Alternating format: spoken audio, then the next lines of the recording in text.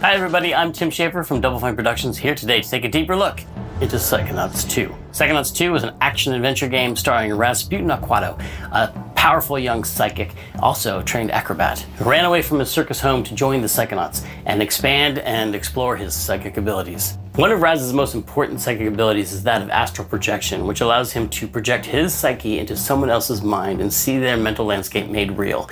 He can help them wrestle with their inner demons and fight their actual nightmares in person. Which means that the levels in the game are actually brains. And Psychonauts 2 has even more brains than the first game. One of the first brains you'll get to visit is that of Caligosto Lobato. Now, Dr. Lobato was actually a villain in the first game, but after Raz fought him, they kind of became friends. He actually has a piece of information that Raz wants, which is who kidnapped Truman Zanotto.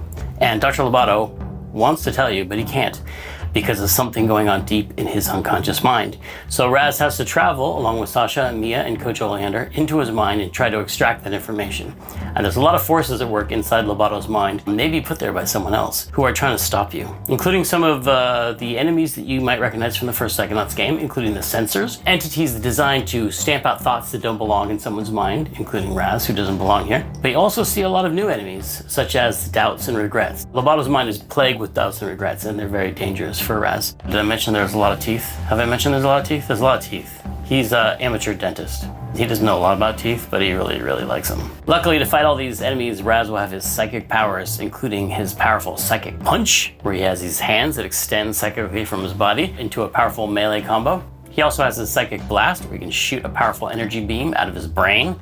Raz also has the ability of pyrokinesis. It's always handy to be able to burn things with your mind.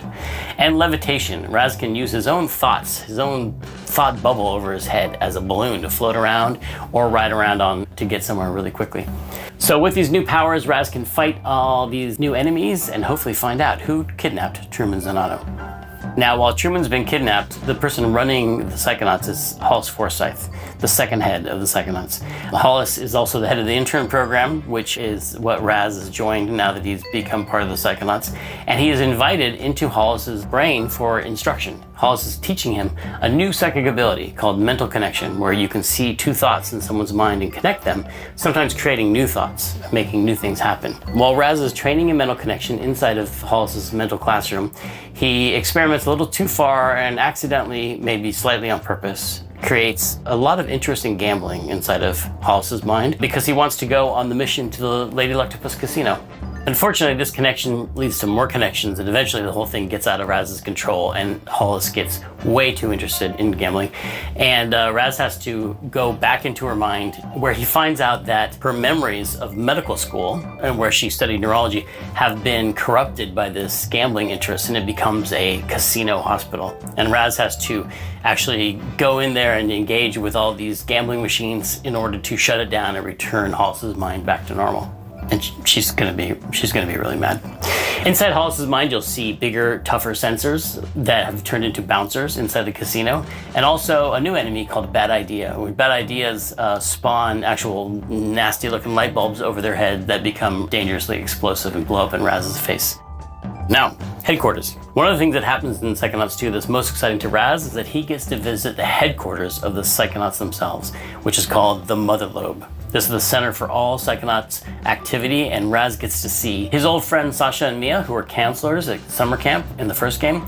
He now gets to see where they work. He gets to see their offices, he gets to see their labs, he gets to see their co-workers, other agents in the field, but also he gets to see the admin and maintenance staff as they go about their business and hang out in the cafeteria, and sort of the everyday happenings of what appears to be normal in the Psychonauts world.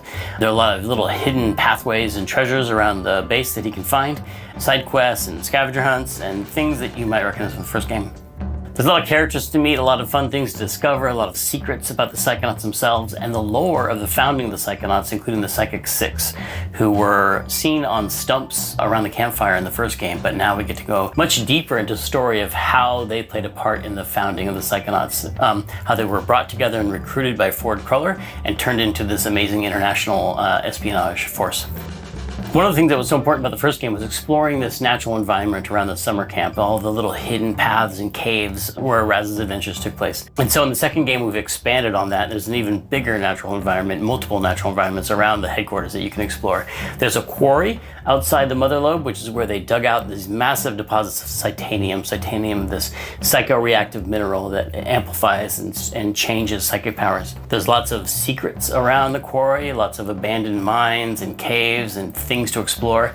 And next door to the quarry is an abandoned roadside attraction called the Questionable Area, a sort of power vortex of strange happenings, which is also caused by the titanium deposits in the area. Water flows uphill, animals behave strangely.